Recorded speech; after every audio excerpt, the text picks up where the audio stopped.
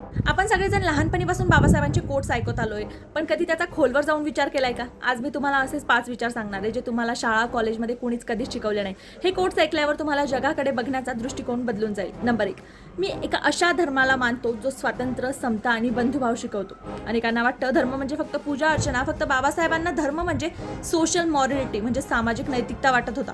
जर तुम्हाला धर्म दुसऱ्या माणसाचा तिरस्कार करायला शिकवत असेल, तर बाबासाहेबांच्या मते ते धर्म नसून गुलामगिरी आहे. नंबर 2, शिक्षण हे वाघिणीचं दूध आहे. हे वाक्य नेहमी अर्धवट ऐकतो. पुढचं वाक्य आहे, आणि जो ते प्राशन करेल तो गुरगुरल्याशिवाय राहणार नाही. याचा अर्थ फक्त डिग्री घेणं नाही, तर अन्यायाविरुद्ध आवाज उठवण्याची ताकद मिळवणं आहे. जर तुमचं शिक्षण तुम्हाला प्रश्न विचारायला शिकवत नसेल, तर ते शिक्षण व्यर्थ आहे.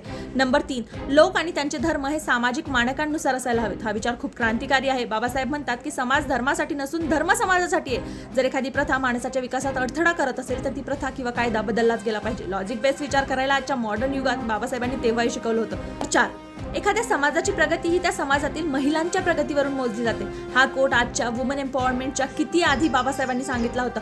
ज्या घरात, ज्या समाजात स्त्रियांना बरोबरीचा अधिकार नाही, तो समाज कधीच विकसित होऊ शकत नाही. हे त्यांनी हिंदू कोड बिलद्वारे सिद्ध करण्याचा प्रयत्नही केला होता.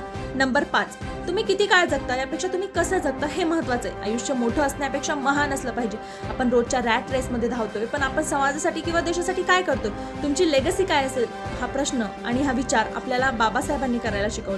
हे फक्त 5 विचार नाहीत, तर आचरणात आणण्यासाठी 5 मोठ्या संकल्पना आहेत. तुम्हाला यातला कोणता सर्वात जास्त आवडला मला कमेंट करून नक्की सांगा, आणि त्या महामानवाच्या चरणी माझा त्रिवार मानाचा मुजरा.